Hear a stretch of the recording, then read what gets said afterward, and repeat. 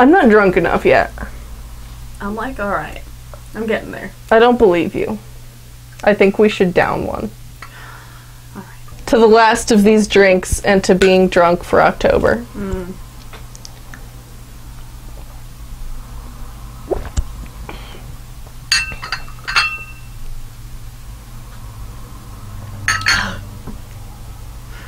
I just want you to know, that was mostly vodka.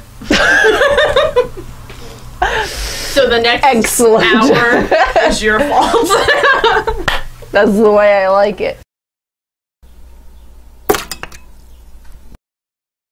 Hello, BookTube. Today we are talking about our October TBR. Also, my name's Rebecca, and that's Sarah.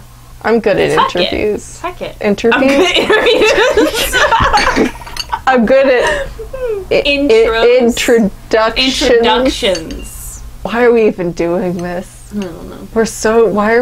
Why did we think we'd be good at, like, filming ourselves? What are you gonna read for October? I feel kind of bad because I love readathons, and there are so many like spooky readathons going on right now. I've been planning this TBR like all year. Like I plan my October reads throughout the year. Yeah, like, it's a process. So I'm not participating in any readathons, but I'm watching you.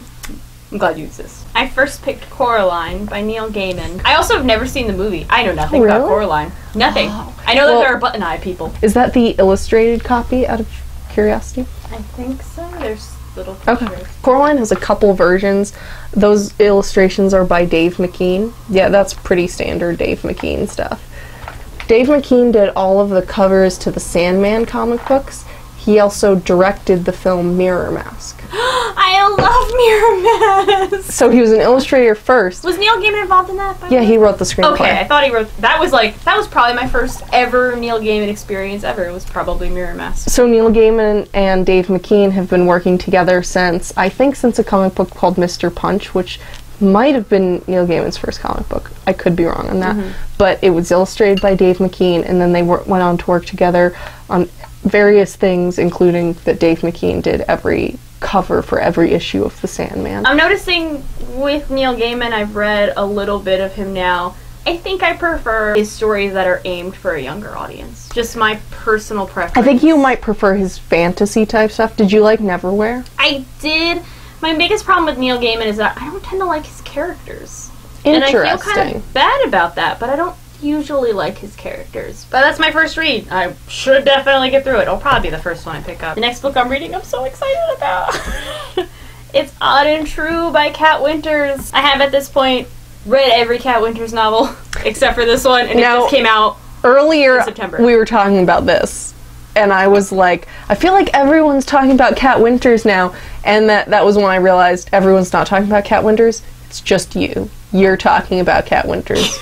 All the goddamn time. I'm so sorry. It's interesting because her books aren't like, they're not poorly rated on Goodreads, but they're not the highest rated. A lot of people mostly complain that her writing tends to be kind of slow, and I just don't ever care. I always just fully enjoy even the slow parts of her books. And this, I'm pretty sure, is about monster hunting sisters. It kind of seems to have like a... It's better than regular sisters.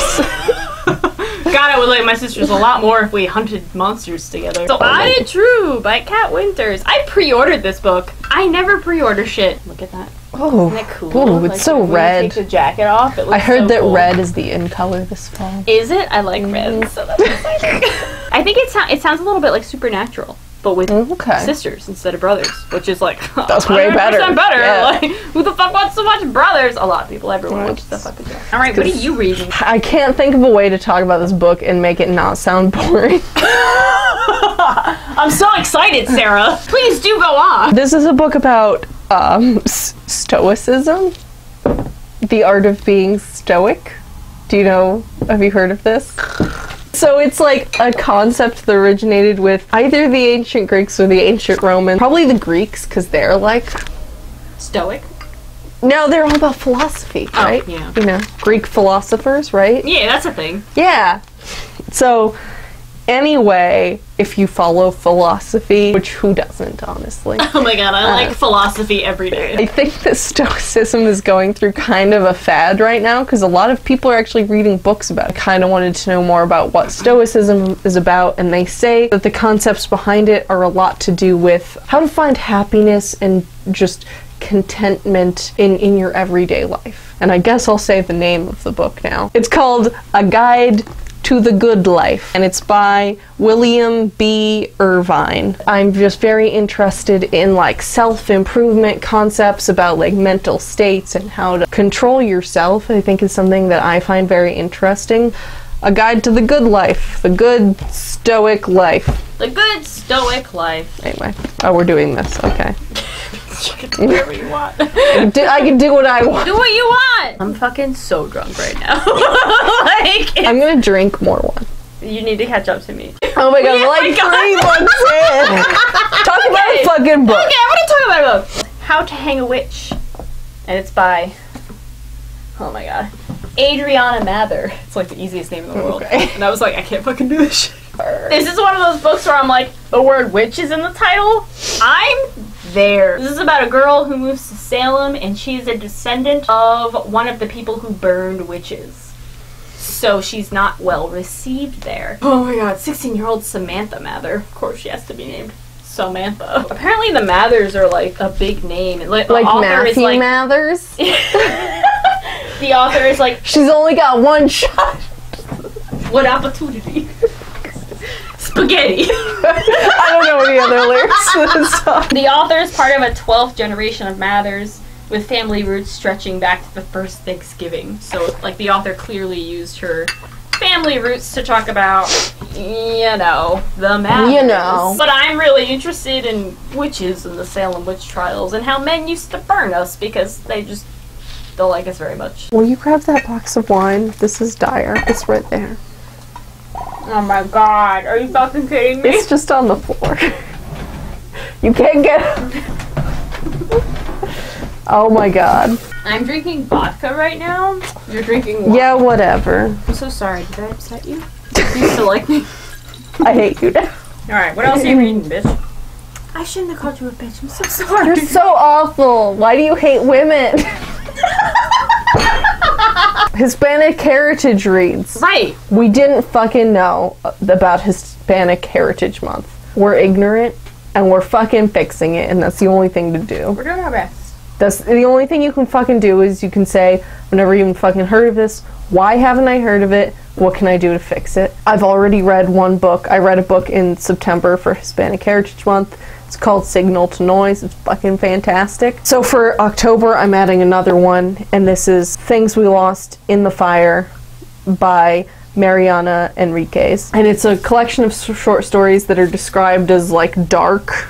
It's a series of short stories set to the backdrop of Argentinian history. I'm just trying to take a first few steps into appreciating other cultures in a way maybe I have not before. Did I fuck up my lipstick? No, you still look perfect. These next two books I'm kind of putting together. Both of these books were recommended to me by Matthew, and I don't remember his channel name because it's his name and his last name is hard to say. Matthew Scarappa? I don't remember. Scarappa? I am Sharappa the Rappa. Matthew Sharappa the Rappa. That's your new fucking name, buddy. Anyway, we have man crushes. His views are great. Man Crush Matthew. Man Crush Matthew. He had this whole video. He works at a bookstore, and he had this whole video thing of like, tell me what kind of books you like to read or want to read, and I will recommend books to you. And I got fucking specific. I was like, let's test out Matthew. So I was like, how good are you, Matthew? How good are you, Matthew? Man Crush Matthew? We're just calling him Man Crush Matthew. How good are you, Man Crush Matthew? I said, I want horror comedy, which is my favorite genre mashup, I think. Horror comedy, preferably with a female love interest. And he recommended two books to me. And one of them was my best friend's exorcism. Oh my god, who wrote this? Grady Hendrix. What? Oh my god, I'm like reading this book for the first time. If The Exorcist had been authored by Tina Fey. Sounds good to me. My best friend's exorcism. This is one of the few exceptions I'm giving to my I'm done reading books by men for the next year rule, because I had already got this, and look at this fucking book. It looks so fucking good. This looks like an old 80s VHS tape. Front and back. Front and back. It's so cool. It's the coolest book I've ever seen. I don't even give a shit what it's about. It's a horror comedy. It's about my best friend's exorcism. If you were gonna have like an exorcism, I would be there for you. Oh my god, thank you. I would like stay even if it was scary. Even if you were like, your mother sucks dicks in hell, I would stay. Oh my god. Please don't possess me, demons, that I don't believe in.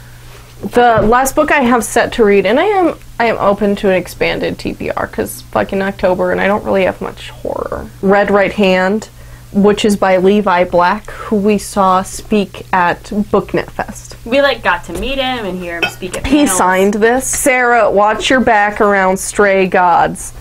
Levi Black. I guess that says Levi Black. What the fuck is with your signature, Levi? It looks like a scribble. I feel bad because I told him I don't like bourbon. How did this come up? I don't even fucking know. We're meeting someone for 3 minutes. We met an author and somehow we were drunk at the time. So I was more outgoing talking to this guy after a few shots, so I told him that I hated his favorite alcohol, so that was great. I told Levi Black that I thought his favorite liquor tasted like vomit. So for that, Levi Black, I'll read your fucking book. I give him extra props for the title, Red Right Hand, because it's a great song, and it is by Nick Cave and the Bad Seeds. I don't think I've heard it. It's like... Oh my god, please. Please imitate Nick Cave right now. It's like, It's a song by Nick Cave. Okay. And he called it Red Right Hand. And that's cool. It's probably like, I don't know what this book's about. I have no fucking idea what that book's about. Levi, we're watching you, but I'll read it. We'll be honest. We don't like it. But props for the Nick Cave reference. Red Right Hand is a good song. I'm gonna look it up. It's a good one. It's in the movie Hellboy, obviously, because of his red right hand. It's just for like 2 seconds, but I was like, ooh, Guillermo del Toro, you referenced Nick Cave, I'm down with it. So was Hellboy 2? No. Did he do the first Hellboy? Yeah. I fucking didn't know that. We should watch more Guillermo del Toro movies. Oh, that fish movie looks so good. What's it called? Fish Fucker? Let's watch Fish Fucker by Guillermo del Toro. Just shut up and talk about another book. Alright. The second book Matthew recommended to me that I am really excited about to read is called Passing Strange. And I'm gonna reread. Oh my god, I can't talk. I've never read this before. I don't know what the fuck it is. We're gonna buddy read this. We're gonna try to buddy read this. It's pretty short. It's by Ellen, I don't know, Klages?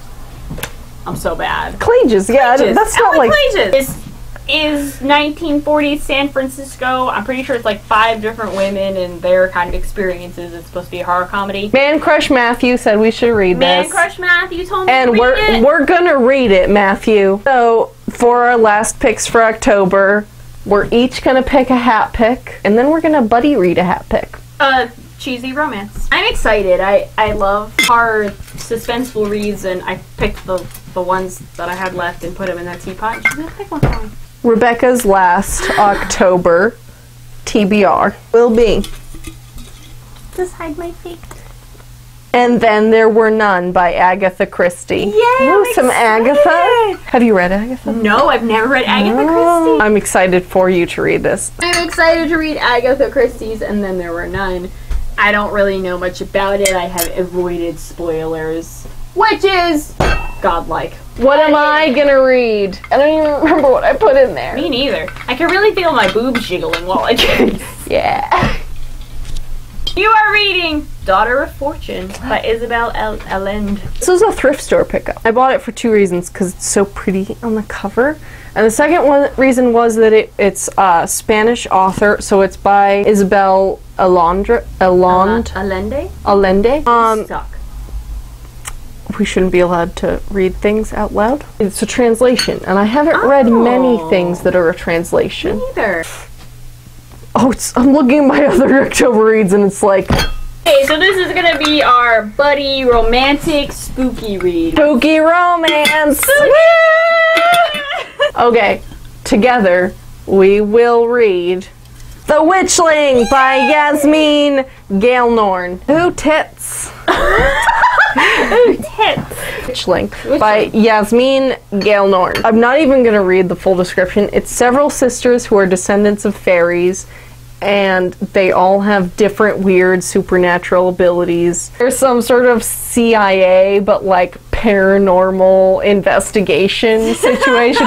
So it's like maybe a detective situation, it's a sister situation, it's an undead shapeshifter fairy situation. It's a boob situation. There's some boobs. It looks like a winner. So Yasmin, don't let us down, because I'm looking forward to it. This is our October TBR. It's my favorite month of the year.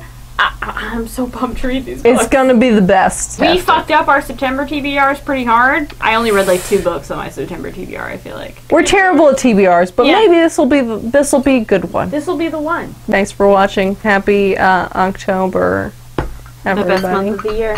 Join us next time when we talk about something fucking other than our TBR.